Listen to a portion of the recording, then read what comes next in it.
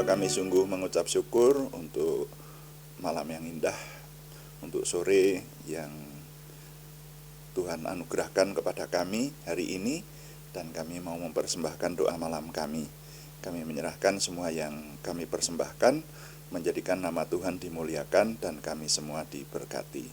Dalam nama Tuhan Yesus Kristus kami berdoa.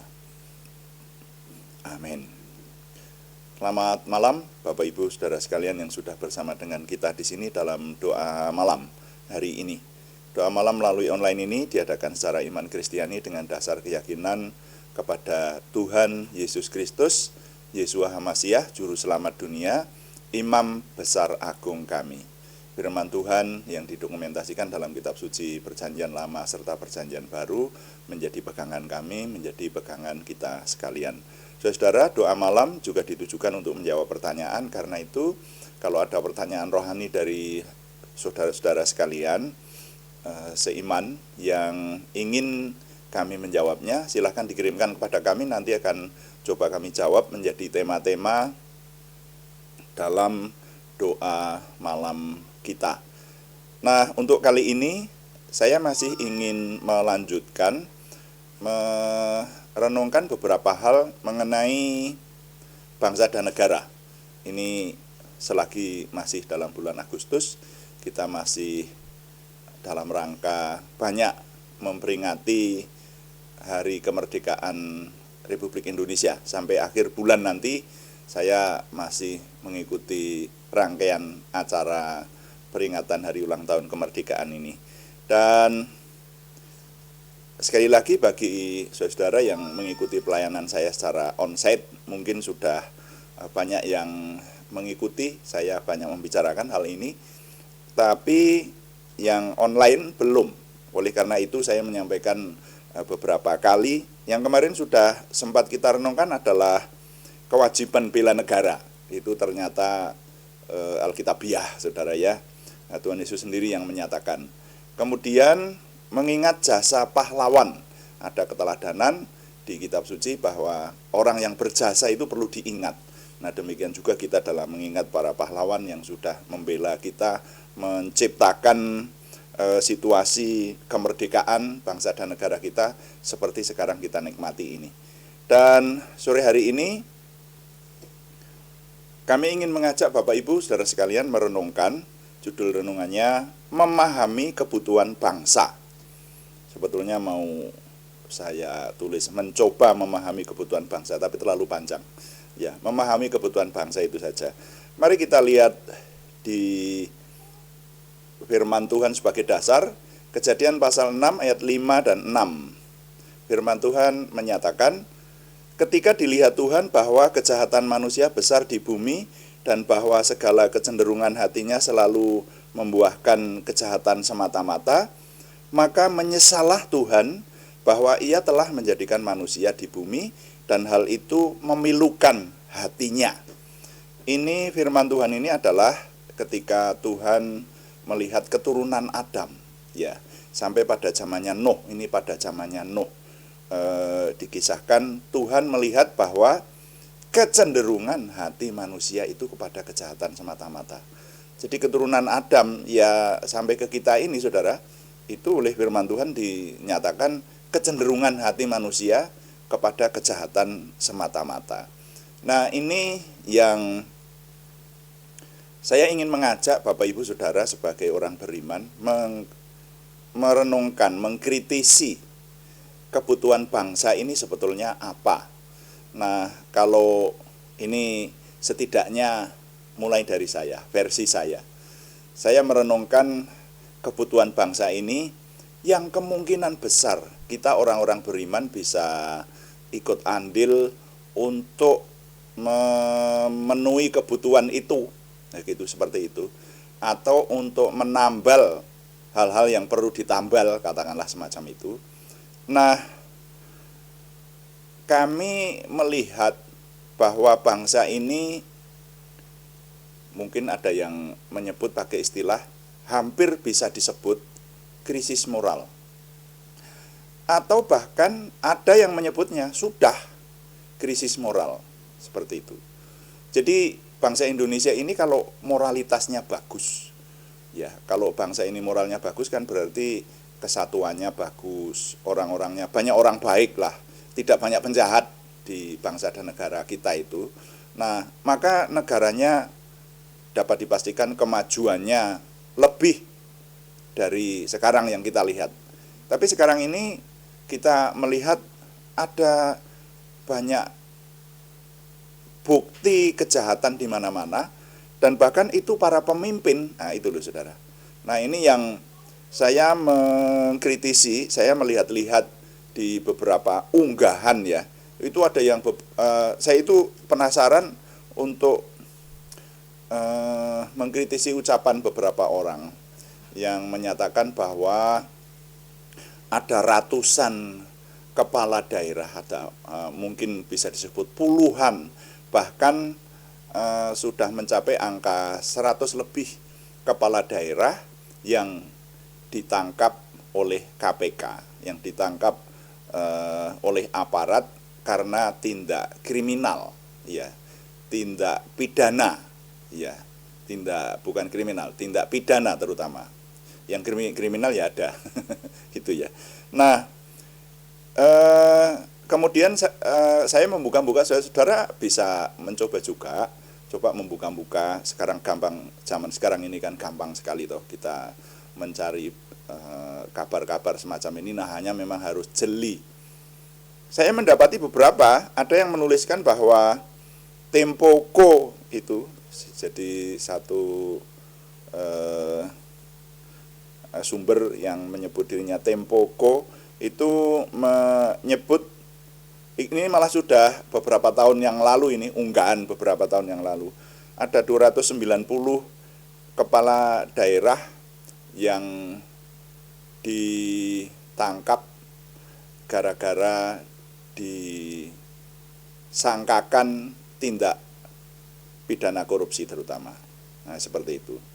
Dan ada beberapa angka lagi, tapi yang bagi saya mau saya percaya itu adalah pernyataan KPK pada awal tahun 2023 yang menyatakan bahwa 178 kepala daerah itu terjerat kasus dan ditangani KPK. Nah, kalau namanya KPK yang menangani jelas kasus korupsi, karena KPK adalah Komisi Pemberantasan Korupsi. Dari 178 kepala daerah itu 155 adalah bupati, wali kota, dan wakilnya, ditambah dengan 23 gubernur. Nah, itu. Nah, mengingat akan hal ini saya menjadi prihatin sekali. Prihatin sekali, betul. Ini kan merupakan cerminan, katakanlah karena saya dapati beberapa angka. Tapi saya punya keyakinan bahwa kepala daerah yang tersangkut kasus korupsi, kalau tersangkut kasus korupsi itu artinya seorang pemimpin yang tertangkap karena mencuri, ya gitu. Jadi punya jiwa mencuri dengan apapun caranya, itu jadi pencuri. Nah, seperti itu. Jadi seorang pemimpin yang jahat yang pada akhirnya juga banyak yang dihukum, itu keyakinan saya sudah lebih dari 150 gitu. Karena yang terakhir saya baca ini 178. Ya, memang ada beberapa angka-angka yang disebut di sana, itu saudara ya. Saya cari sumber yang paling akurat kayaknya ini ya, KPK yang menyatakan seperti itu. Dan ini sudah menjadi fakta bahwa kepala lembaga tertinggi negara, ketua MPR itu dipidana karena korupsi dengan putusan penjara seumur hidup seingat saya. Ya. Lalu juga kepala Mahkamah Konstitusi. Saudara, Mahkamah Konstitusi itu yang menjaga keadilan, ya, yang menjaga konstitusi. Ini lembaga keadilan tinggi, saudara. Nah, itu kepalanya diputus, divonis seumur hidup. penjara seumur hidup karena korupsi. Bagi saya, dua lembaga tertinggi negara ini fakta, saudara. Yang ini sudah bukan rahasia lagi. Sudah banyak orang tahu, sudah jadi berita meluas. Malah sudah beberapa tahun lalu, sekarang sudah agak dilupakan orang. Tapi saya mengingatnya, mari kita mengingatnya. Karena ini sebagai cerminan. Berdasarkan motif kita untuk perenungan malam hari ini adalah memahami kebutuhan bangsa. Nah, maka mari kita mencermati kebutuhan bangsa ini sebetulnya apa yang kita orang beriman bisa ikut andil di dalamnya, saudara ya. Nah, untuk sore hari ini memahami dulu, besok kita lanjutkan. Terus andil kita apa, seperti itu. Nanti kalau perlu membicarakan hal-hal yang konkret, gitu ya. Jadi ini tidak membicarakan soal politik, tapi membicarakan soal mengkritisi kebutuhan bangsa. Nah, bangsa ini kalau saya boleh menyebut ya namanya krisis moral sudah. Karena begini, di mana-mana yang namanya pemimpin itu adalah seseorang yang diangkat oleh orang banyak untuk dituakan, untuk mengatur segala sesuatu, dan harapannya kalau orang menjadi pemimpin itu adalah orang yang bisa diteladani. Orang yang bukan hanya bisa mengatur segala sesuatunya untuk meraih kesejahteraan bersama, tapi jangan lupa, nah ini loh, ini yang banyak ditinggalkan oleh para pemimpin kita. Terbukti dengan adanya ini fakta ini tadi loh, saudara ya. Sekarang kalau ketua MPR sama ketua Mahkamah Konstitusi kok berjiwa pencuri seperti itu dan sudah terbukti, ya ini kan nggak main-main pengadilannya, ini serius, saudara ya. Dan mereka ini sudah dipenjara seumur hidup. Nah, kalau seorang pemimpin itu jiwanya tidak bersih, lalu kita mengharapkan apa dari kepemimpinan mereka?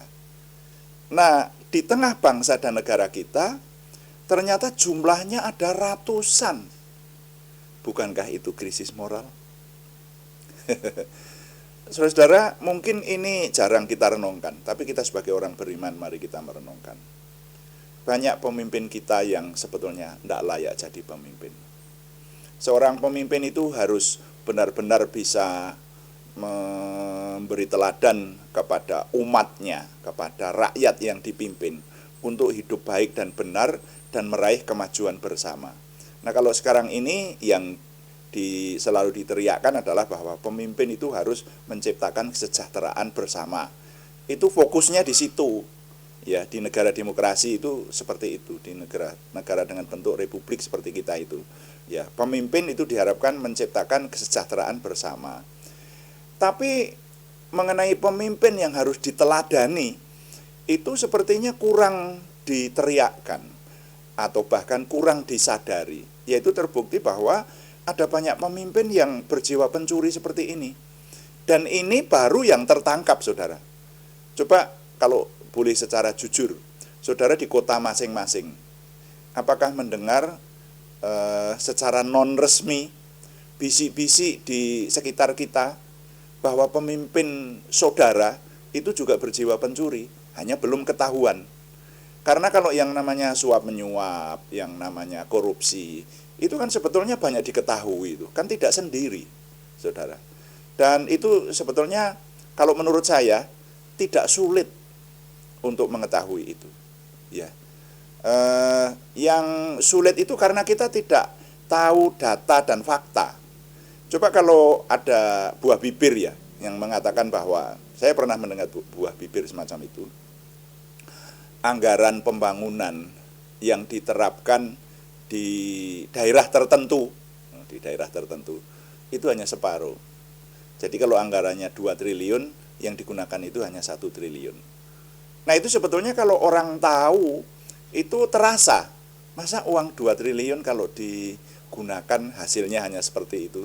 Nah, kenapa kita diam-diam saja? Karena kita tidak tahu data dan faktanya. Tetapi bisik-bisik di sekitar kita itu menyebutkan semacam itu, ya. Dan itu merata. Ya, saya jadi ingat pernyataan Menpolhukam beberapa waktu yang lalu, saya lupa di mana, tapi sekarang di YouTube kan banyak itu toh.